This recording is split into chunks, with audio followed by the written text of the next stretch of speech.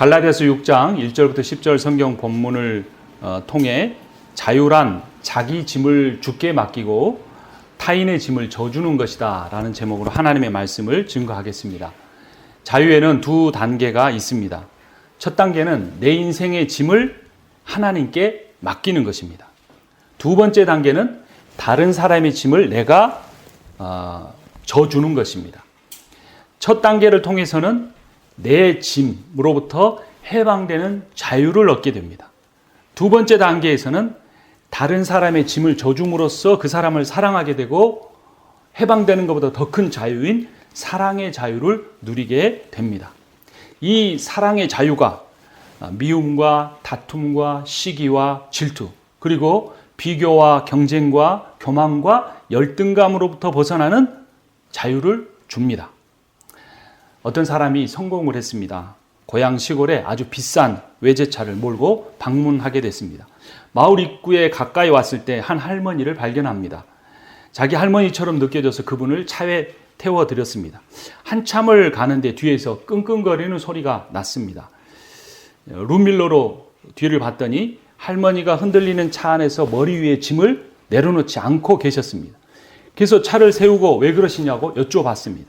할머니가 겸연쩍게 대답했습니다. 아이고, 나를 태워준 것도 고마운데 어떻게 짐까지 내려놓나? 우리 신앙생활도 이럴 수 있습니다. 하나님께서 자신을 구원해 주신 그 사실은 믿으면서도 자신이 인생에서 지고 있는 그 짐은 주님께 맡기지 못하는 것입니다. 큰 것은 맡기고 조그만 것은 맡기지 못한다는 것이 모순입니다. 자기 마음속에 있는 깊은 아픔이나 상처를 주님께 말씀드린 적이 단 한 번도 없는 사람이 있습니다.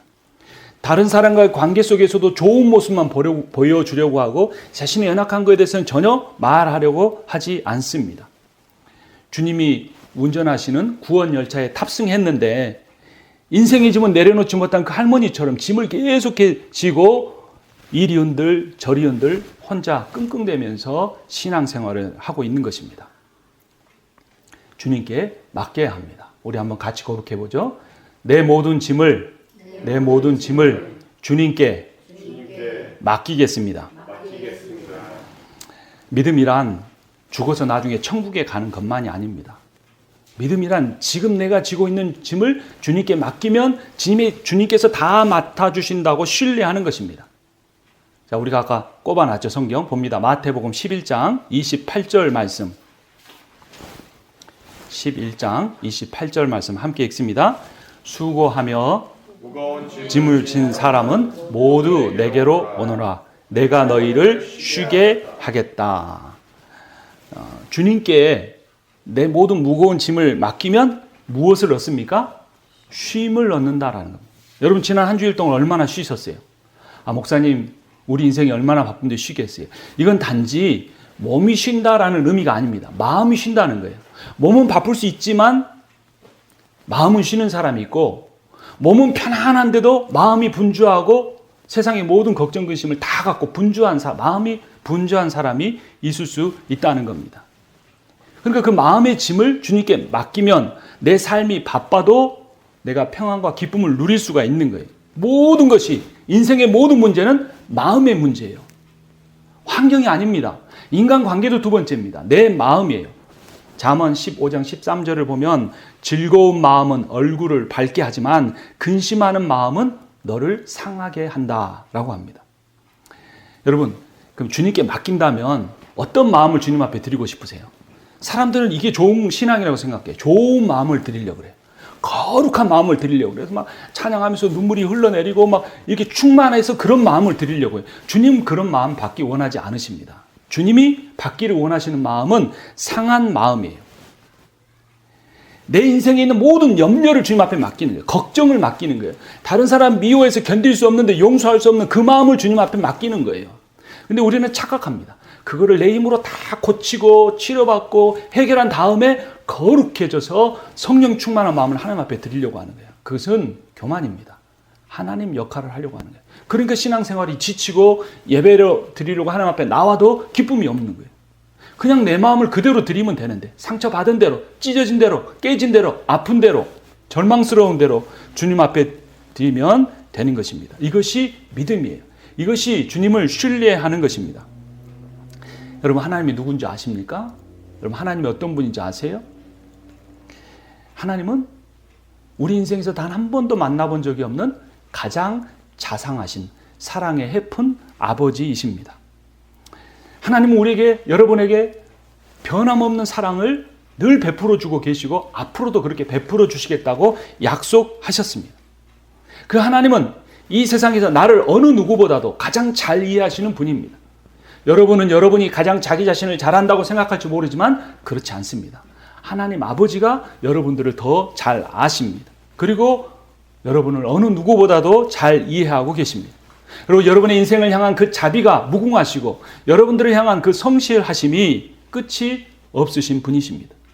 하나님이 이런 분이라는 것을 깨닫고 알고 경험하는 것이 믿음입니다.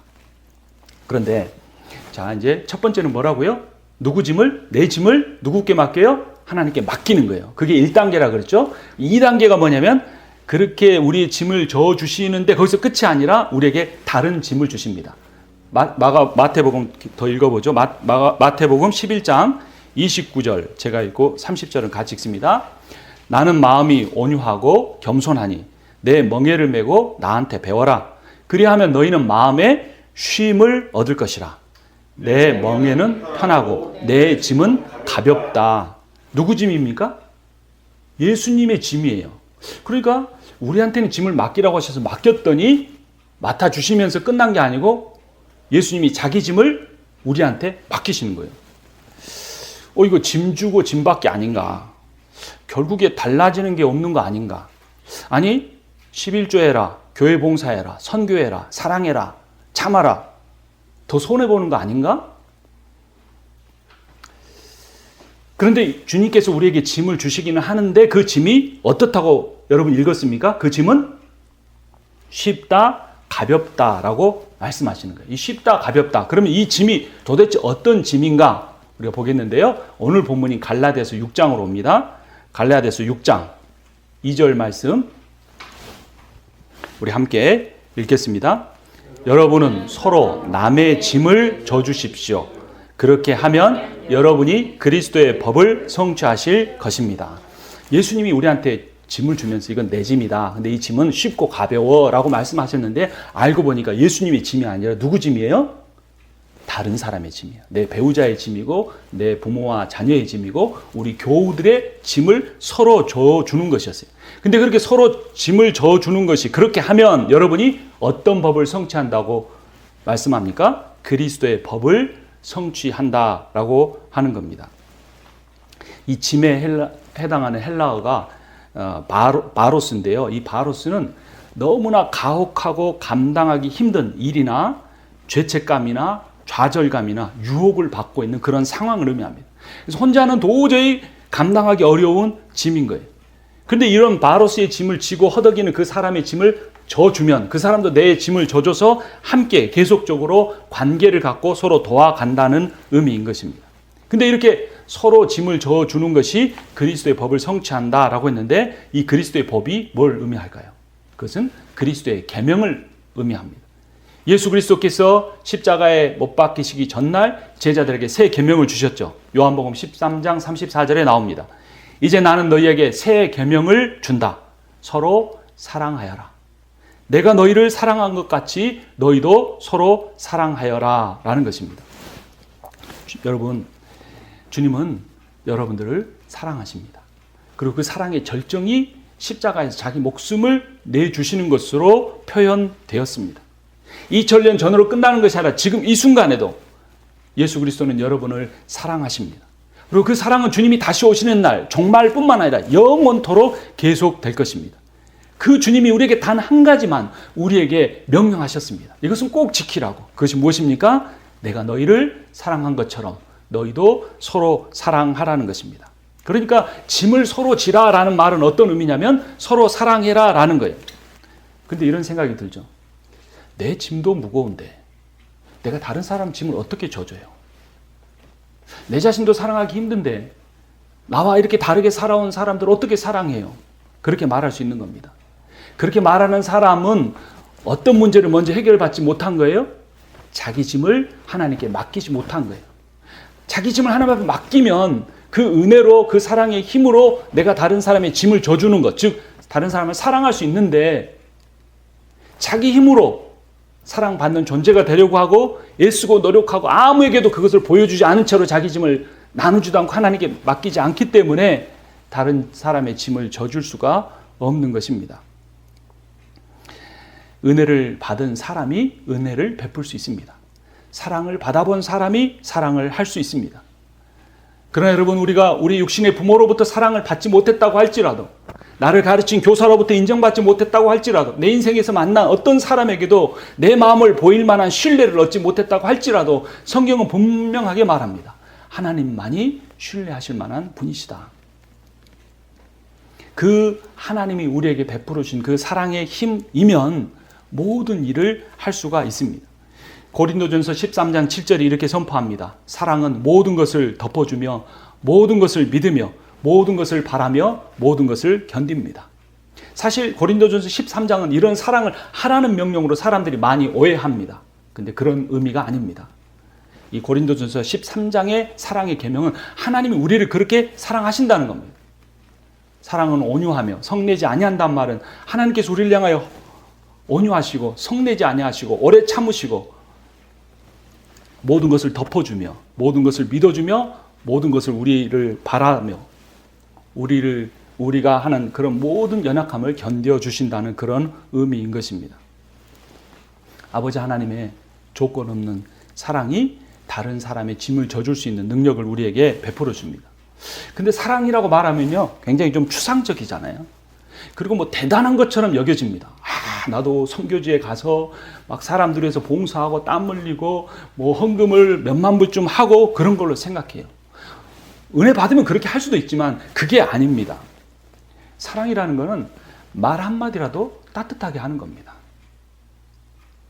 저 사람이 참 안 좋은 면이 많은데 그래서 그 사람에게서 좀 좋은 면을 찾으려고 애쓰는 거예요. 그러니까 우리는 신앙의 비전이나 기도는 엄청나게 거대하게 하고 온 세상과 열방을 위해서 기도하면서 사실 내 가까이 있는 사람에게는 마음 하나 긍정적으로 생각하지 못하고 말 한마디 따뜻하게 하지 못하고 우리는 그렇게 하루하루를 살아가고 있지 않은지 돌아봐야 하는 겁니다. 하루에 막 1시간씩 기도할 필요 없어요. 일주일에 단 한 번, 한 10초만이라도 누군가를 기억하고 짧은 한마디에 전심과 진심을 담아서 기도하는 것, 그것이 사랑입니다. 그래서 저는요, 기도 부탁 받으면 그 자리에서 합니다. 전화로 부탁 받으면 전화 끊고 바로 하고, 카톡 받으면 카톡 보면서 그 자리에 합니다. 10초든 30초든 그 사람을 위해서 그렇게 기도하고, 하나님께서 그 사람을 기도 제목을 알게 하신 하나님께서 주신 그런 마음을 가지고 기도하는 것입니다. 아까 할머니가 짐을 지고 가는 이야기를 했는데요. 제가 옛날 기억해 보면 시골에서 할머니들이 큰 짐을 잘 지고 다니세요. 근데 어떻게 집니까? 아세요, 여러분? 머리 위에다 지시잖아요. 머리 위에. 여러분 한 번도 보지 못하셨나요? 근데 이 짐이, 어떤 짐은 할머니 이 체격보다 더 큽니다. 무게도 내려놓는데요. 그 할머니보다 더 무겁습니다. 옛날 할머니들 얼마나 가벼우신가요? 그런데 그 무거운 짐을 올리고 장터와 집을 오갈 수 있는 그것이 바로 그 할머니들이 이 손자 손녀에게 갖는 사랑의 힘입니다. 사랑의 힘으로 사랑의 짐을 서로 져줄 수 있는 것입니다. 내가 짐을 지지 않는 것이, 다른 사람하고 얽히지 않는 것이 내게 자유를 주는 것처럼 보이지만 진짜 자유는 내가 다른 사람을 위해 사랑의 짐을 져줄 때 누릴 수 있습니다. 이걸 뭐라고 하냐면 사랑이 주는 자유라고 합니다. 한번 따라서 합니다. 사랑이 주는 자유입니다. 내 짐을 주님께 맡길 때는 해방의 자유를 얻는 거예요. 죄와 사망과 근심, 걱정, 염려로부터 해방되는 자유를 얻는 거예요. 주님께 내 짐을 맡기면. 근데 내가 다른 사람의 짐을 사랑으로 맡으면 그것을 사랑의 자유를 누린다라고 하는데, 주님께서 우리에게 맡겨주신 내 짐이라고 말씀하신 다른 사람을 대신해서 져주는 짐이 가벼운 이유가 있습니다. 왜냐하면 우리가 읽었는데, 여러분이 아까 읽었는데 찾지는 않고 제가 그냥 읽어드리면 마태복음 그 30절에서 뭐라고 말했습니까? 내 멍에는 편하고 내 짐은 가볍다 그랬어요. 짐이란 단어 앞에 뭐가 나오냐면 멍에예요. 멍에는 뭐냐면 이 말과 소의 목에, 두 마리의 말과 소의 목에 얹어서 수레나 쟁기를 끌고 가게 하는 동그랗게 이렇게 구부러진 막대입니다. 그런데 등치가 똑같은 소로에게 그 멍에를 매면 똑같은 50대 50으로 힘으로 그 밭을 가는데요. 어미소와 아기 송아지에게 그 멍에를 매면 그 밭을 누가 다 갈겠습니까? 어미소가 다 가는 거예요. 근데 예수님께서 내 멍에는 편하고 내 짐은 가볍다고 말씀하신 원리가 바로 그겁니다. 너희가 서로 짐을 져주라. 너희가 서로 사랑의 짐을 져주라 라고 말씀하실 때 너 혼자 가서 그렇게 하라는 것이 아닙니다. 그렇다면 예수님이 이것이 내 짐이라고 하지 않으셨을 거예요. 그것은 바로 예수님이 그 멍에를 가지고 나와 같이 메고 같이 가자는 거예요. 주님과 함께 멍에를 메고 주님이 명령하신 대로 다른 사람의 짐을 져주면 그 모든 인생의 무게를 주님이 다 져주신다는 겁니다. 그래서 다른 사람의 짐을 져주는 것을 섬김의 사명, 사랑의 사명이라고 하는 겁니다. 이 섬김과 사랑의 사명을 감당하려고 애쓰는 사람에게 주님께서 함께 하십니다. 여러분 율법적으로 완전하려고 하지 마세요. 성경을 읽지 않아도, 기도하지 않아도, 헌금을 교회하고 여러 사람에게 돕지 않아도 우리 마음속에 한 가지만 분명히 있으면 주님이 늘 함께 하십니다. 그건 뭐냐면 하나님께서 우리에게 사명 주셨다는 건데 어떤 사명입니까? 짐을 지고 힘들어하는 사람을 섬기고 사랑하는 사명만 감당하려고 하면 그 섬김과 사랑을 잘 행할 수 있도록 거기에 필요한 건강도 주시고 재물도 주시고 인생의 비전도 주시고 꿈도 주시고 희망도 주시고 바쁘고 힘든 삶이지만 그것을 감당할 만한 체력도 주시고 생각해야 할 게 많은 수많은 현대인의 삶이지만 그 삶 속에서도 평안한 잠을 주시고 꿈을 우리에게 주신다는 것입니다. 섬김과 사랑의 사명을 가지고 순종하면 내가 이전에 가졌던 걱정과 염려도 사라지고 불면증도 사라지고 평안함과 기쁨을 가지고 우리의 인생을 살아가게 되는 것입니다.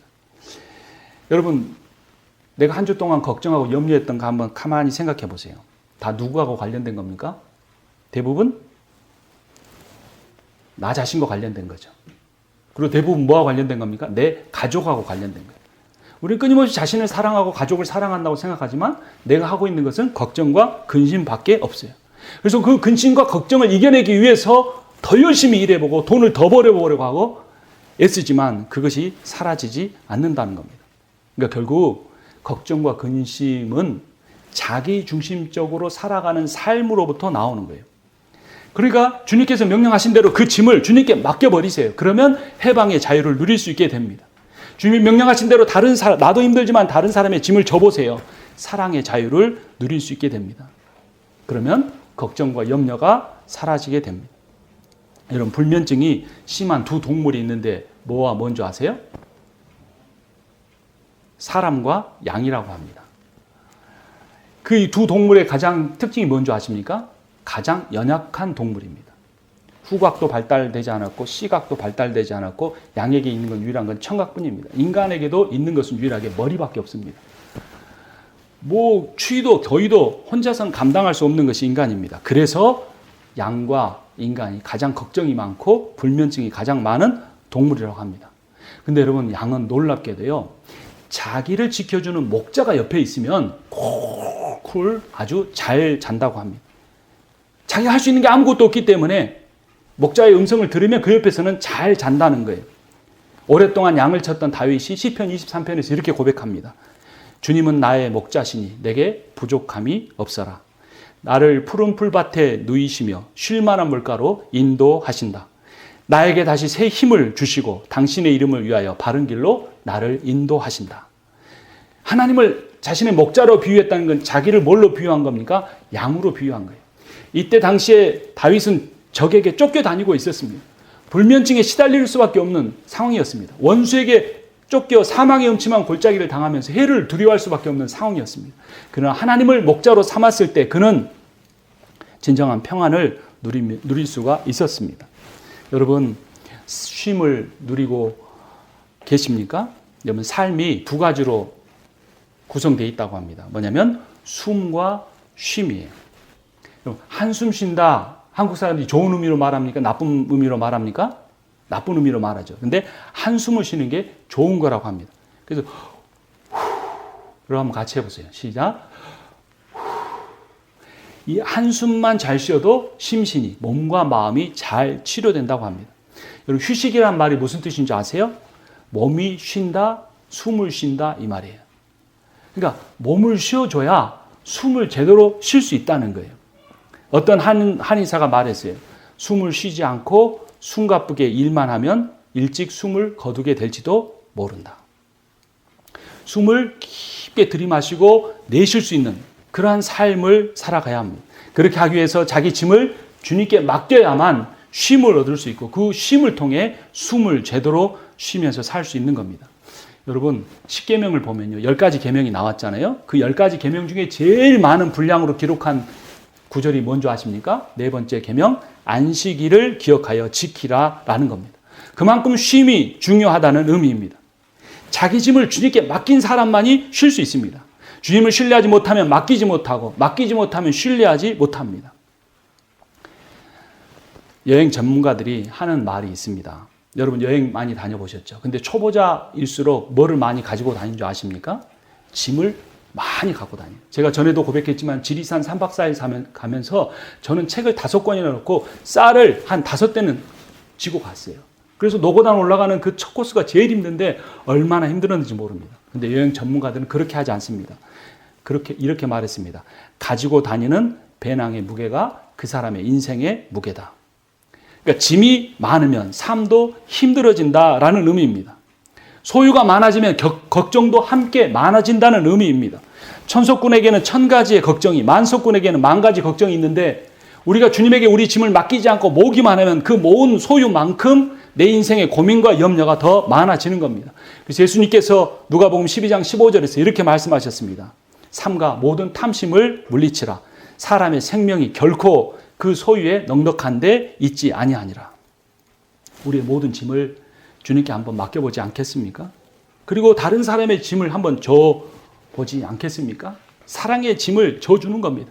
이것은 앞서 말씀드린 것처럼 대단한 것이 아니라 10초라도 기억하고 일주일에 한 번 기도하는 겁니다. 말 한마디를 따뜻하게 하는 겁니다. 부정적인 면보다 긍정적인 면을 보려고 애쓰는 겁니다. 다른 사람의 짐을 져주기는커녕 오히려 짐을 더 지우는 사람이 있습니다. 다른 사람에게 자기 신앙의 열심을 가지고 위한다고 하면서 짐을 막 주는 거예요. 갈라디아 교회를 찾아온 유대인 크리스천들이었습니다. 그들은 율법주의자들이었습니다. 그들은 이방인 중에 크리스천이 된 사람도 유대인처럼 다 할례를 받아야 한다고 주장했습니다. 오늘 본문 갈라디아서 6장 12절 말씀. 12절 우리 함께 읽겠습니다. 육체의 겉모양을 꾸미기를 좋아하는 사람은 여러분에게 할례를 받으라고 강요합니다. 그것은 그들이 그리스도의 십자가 때문에 받는 박해를 면하고자 하는 것입니다. 이 유대인 크리스천들은 할례를 중요시 여겼지만 오늘 현대 그리스도인들은 기도를 중요시 여길 수 있고 헌금을 중요시 여길 수 있고 선교를 중요시 여길 수 있습니다. 그러나 그것은 겉모양이 중요한 것이 결코 아니라고 합니다. 겉모양을 꾸미는 것을 외식이라고 말합니다. 마태복음 23장 13절에서 예수님은 선포하셨습니다. 율법 학자들과 바리새파 사람들아, 위선자들아, 너희에게 화가 있도다. 너희는 사람들이 들어오지 못하도록 하늘나라의 문을 닫기 때문이다. 너희는 자기도 들어가지 못하고 들어가려고 하는 사람도 들어가지 못하게 하고 있다. 겉모습을 가지고 자기를 자랑하려고 하고 다른 사람에게도 그런 겉모습을 가져야 한다고 하는 것이 상대의 짐을 져주는 것과 정반대인 상대에게 짐을 지게 만드는 일이라고 하는 것입니다. 오늘 본문 13절 말씀도 우리 함께 읽겠습니다. 왜 그들이 할례를 받게 하려고 했는지 같이 읽습니다. 할례를 받는 사람들 스스로도 율법을 지키지 않으면서 여러분에게 할례를 받게 하려는 것은 여러분의 육체를 이용하여 자랑하려는 것입니다. 율법을 지키지 않는다는 말은 율법의 정신을 지키지 않는다는 겁니다. 율법의 정신은 하나님을 전심으로 사랑하고 이웃을 자기 몸처럼 사랑하는 것입니다. 그 사랑은 빼놓고 형식을 갖추어서 나는 이만한 크리스천이다. 나는 이 정도 일을 하는 사람이라고 하는 것은 다른 사람을 이용해서 자기 자랑을 하려고 하는 것입니다. 그러면 우리가 무엇을 자랑해야 할까요? 4절 말씀 함께 읽습니다. 각 사람은 자기 일을 살펴보십시오. 그러면 자기에게는 자랑거리가 있더라도 남에게까지 자랑할 것은 없을 것입니다. 여기서 자기 일을 뭐라고 그랬습니까? 살펴보십시오라고 했습니다. 겉모습이 아닌 속마음을 보라는 겁니다. 다른 사람, 믿음이 연약한 사람도 인정할 만한 겉모습이 아니라 속마음, 하나님이 보신 속마음을 보라는 겁니다. 여기서 살피라는 말은 숭금을 정련하는 것처럼 참과 거짓을 가려내기 위해 테스트해 보라는 것입니다. 그러니까 결국 뭐냐면 내가 무엇을 자랑하는가가 바로 나의 하나님입니다. 내가 이렇게 열심히 일해서 결국 자랑하고 싶어 하는 것이 내가 믿는 하나님이라는 겁니다. 내가 내 인생에서 그것이 없으면 절대로 안 된다고 생각하는 바로 그것이 하나님이고 내 인생의 우상입니다. 현대인의 우상은 무엇일까요? 교회처럼 보이고 가족처럼 보이지만 결국은 자기 자신입니다. 많은 사람들이 자신이라는 우상에 갇혀서 자기 자랑이라는 어리석음에 갇혀서 자유를 잃어버리고 말았습니다. 그 자유를 잃어버려서 갇혀있기 때문에 마음이 답답하고 걱정과 근심이 우리를 사로잡고 있는 것입니다. 그러나 바울의 자랑은 달랐습니다. 오늘 본문 14절 말씀 우리 함께 읽습니다. 그런데 내게는 우리 주 예수 그리스도의 십자가 밖에는 자랑할 것이 아무것도 없습니다. 그리스도로 말미암아 내 쪽에서 보면 세상이 죽었고 세상 쪽에서 보면 내가 죽었습니다. 바울이 세상에 대해서 죽었다는 말은 자신이 세상에서 지고 있던 모든 짐을 예수 그리스도에게 맡기고 자유를 얻었다라는 의미입니다. 자유를 얻은 사람은 더 이상 자기 자신을 자랑하려고 하지 않습니다. 왜냐하면 그 짐을 모두 다 맡아주신 예수 그리스도가 자신의 인생의 자랑이기 때문입니다. 자신을 자랑하는 사람은 자신이 무엇이나 된 것처럼 생각하지만 그는 누구보다도 다른 어느 누구보다도 바로 자기 자신을 속이면서 사는 사람입니다. 3절 말씀 함께 읽습니다. 어떤 사람이 아무것도 아니면서 무엇이 된 것처럼 생각하면 그는 자기를 속이는 것입니다. 아무것도 아니면서라는 말은 율법의 정신인 이웃사랑을 실천하지 않으면서 다른 사람의 짐을 지고 힘들어하는 사람을 돕지 아니하면서 자기 자랑을 위해서 자기 인생을 살고 신앙생활을 하고 한다는 것입니다. 자기 자랑을 위해서 육체에 심는 사람은 육체의 열매를 거두고 자신의 짐을 하나님께 맡기고 다른 사람의 짐을 져주는 사람은 성령의 열매를 맺습니다. 7절을 제가 읽고 8절 같이 읽습니다. 자기를 속이지 마십시오. 하나님은 조롱을 받으실 분이 아니십니다. 사람은 무엇을 심든지 심은 대로 거둘 것입니다. 자기 육체에다 심는 사람은 육체에서 썩을 것을 거두고 성령에다 심는 사람은 성령에게서 영생을 거둘 것입니다. 내 짐을 주님께 맡기는 것 쉽지 않습니다. 왜냐하면 평생 내가 지고 살아왔기 때문입니다. 죽지 않기 위해서, 포기하지 않기 위해서 그 짐을 내가 여기까지 지고 왔는데 한 번도 누군가에 맡겨본 적이 없는데 하나님이라고 내가 어떻게 맡길 수가 있겠습니까? 다른 사람의 짐을 져주는 것은 더 쉽지 않습니다. 내 인생도 내가 해결하지 못하고 살아가는데 어렵습니다. 그래서 자녀를 낳으면 마음이 힘들어집니다. 내 몸과 같은데 이 자녀를 위해서 내가 해줄 수는 없는 것 같은데 내가 짐을 다 져줄 수 있다면 좋겠는데 그것도 쉽지 않아서 어렵습니다. 그래서 노력하고 애써 봤는데도 변화가 없으면 낙심합니다. 그런 우리의 힘겨운 삶을 주님이 보시고 이렇게 말씀하십니다. 9절을 제가 읽고 10절을 함께 읽습니다. 선한 일을 하다가 낙심하지 맙시다. 지쳐서 넘어지지 아니하면 때가 이를 때에 거두게 될 것입니다. 그러므로 기회가 있는 동안에 모든 사람에게 선한 일을 합시다. 특히 믿음의 식구들에게는 더욱 그렇게 합시다. 이 믿음의 식구라는 이 세 번역이 좋습니다. 개역판에는 가정이라고 돼 있어요. 근데 이 식구라는 게 뭐냐면 먹을 식자, 입구자입니다. 그러니까 밥을 같이 먹는 사람들이 가족이라는 거죠. 요즘 친가족이나 친척끼리도 밥 같이 안 먹습니다. 식당에 가서 먹으면 먹었지 자기 집에서 차려서 먹는 사람들 거의 없습니다. 근데 우리 성김의 교회는 매주 집에서 모여서 함께 밥을 먹고 교제를 나누니 아름다운 식구입니다. 음식을 차리는 사람의 수고도 귀하지만 함께 먹어주는 사람이 있기 때문에 아름다운 교제가 이루어지는 겁니다. 여러분 밥 한 끼 같이 먹는 거 간단한 일 아닙니다. 중요한 일입니다. 우리 이 네 가정 성김의 교회 가정만이 아닙니다. 우리가 섬기는 멕시코의 두 가정도 우리의 식구입니다. 거기서 이제 앞에서 말씀드린 것처럼 재정적으로 후원을 받고 사진을 보내왔습니다. 한번 사진을 보여주십시오. 하시엘은 초등학교 5학년 남자아이입니다. 하시엘이 먼저 나왔나요? 다음 사진은 라헬입니다. 초등학교 6학년 여자아이입니다. 저희 가정은 여러분들 아시다시피 아들만 둘인데 딸이 하나 생긴 것 같아서 참 좋습니다. 기회가 되면 방문하든지 우리가 방문하든지 아니면 그 아이들을 초대해서 만나고 싶습니다. 재정적으로 조금씩이나마 도울 수 있어서 정말 감사합니다. 또 우리가 매 주일마다 이 아이들의 이름을 부르고 있지 않습니까? 기도하고 있지 않습니까? 이렇게 멀리 다른 나라로 떨어져 있지만 가장 부유한 나라고 가장 가난한 나라지만 우리는 예수 그리스도 안에서 하나님의 사랑 안에서 한 식구로 부름을 받았습니다. 그러려면 언젠가 밥을 같이 먹어야겠죠. 하시엘은 현재 어머니 혼자 두 자녀를 하시엘의 가정은 어머니 혼자 두 자녀를 돌보고 있습니다. 어머니가 목회자에서 수입도 많지 않은데 남편 몫까지 감당해야 합니다.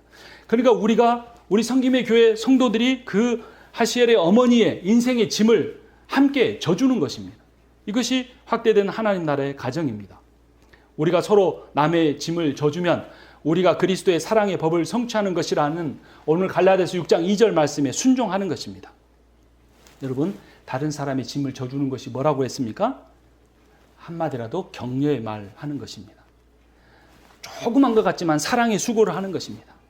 단 10초라도 짧은 기도로 섬기는 겁니다. 그럼 하나님이 그 단 하나도 땅에 떨어지지 않고 그것이 귀한 열매를 맺게 해 주실 것입니다.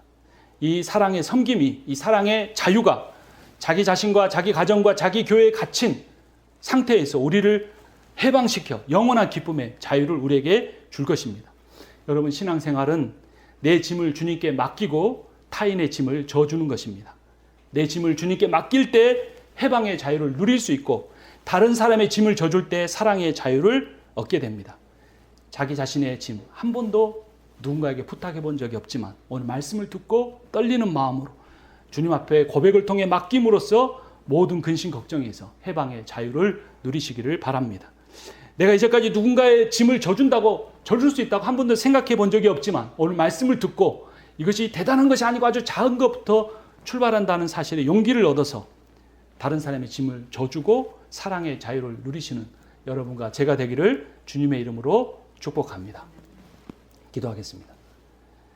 살아계신 하나님 아버지, 오늘 하나님의 말씀을 통하여 우리가 우리의 짐을 주님께 맡길 때 해방의 자유를 누릴 수 있고 다른 사람의 짐을 져줄 때 서로 사랑할 때 사랑의 자유를 누릴 수 있다고 가르쳐 주시니 감사합니다. 이 말씀 주신 주님께서 우리 성김의 교회와 이 말씀을 듣는 모든 사람들에게 그 자유를 누리는 복을 얻게 하여 주시옵소서. 예수 그리스도의 이름으로 기도합니다. 아멘. 축도하겠습니다. 여호와는 내게 복을 주시고 너를 지키시기를 원하며 여호와는 그의 얼굴을 내게 비추사 은혜 베푸시기를 원하며 여호와는 그 얼굴을 내게로 향하여 드사 평강 주시기를 원하노라. 지금은 우리 주 예수 그리스도의 은혜와 하나님 아버지의 크고도 놀라우신 사랑과 성령의 위로하시고 교통하시고 충만케 하시는 역사하심이 내 인생에 내 마음의 모든 짐을 주님께 맡겨드리고 내 주변에 있는 사람들의 짐을 사랑으로 감당함으로써 사랑의 자유를 얻으며 살기를 원하는 모든 이들 가운데 지금부터 영원토록 함께 있기를 축원하옵나이다. 아멘. 십자가 그 사랑 찬양 드리겠습니다.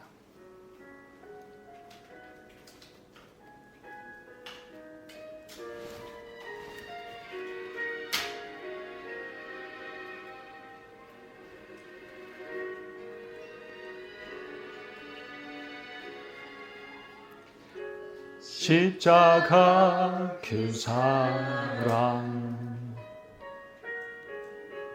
멀리 떠나서 무너진 나의 삶 속에 잊혀진 주 은혜 돌같은 내 마음 어루만지사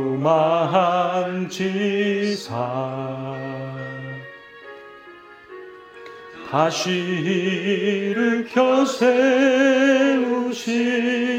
주를 사랑합니다.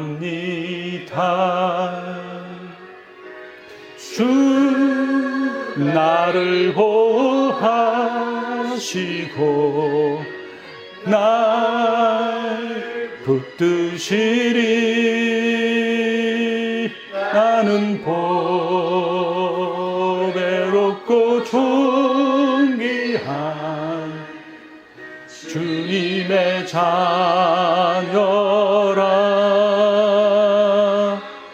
주 나를 보호하시고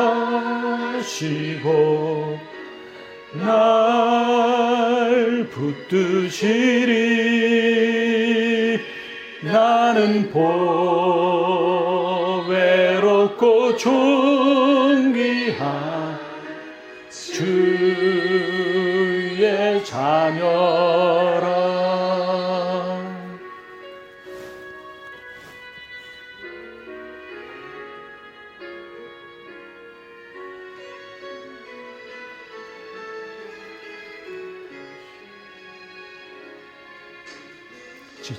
지나간 일들을 기억하지 않고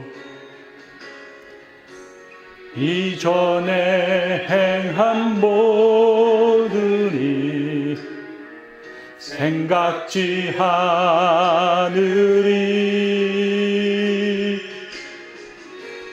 사막의 강물과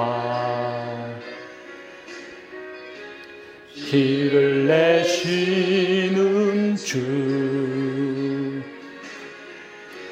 내 안에 새 일 행하실 주만 바라보리라.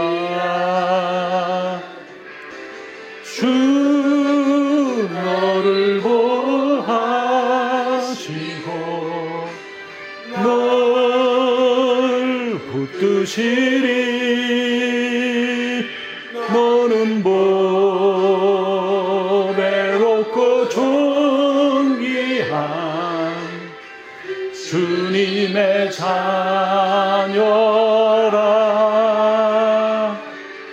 주 너를 보호하시고 널 붙드시리. 너는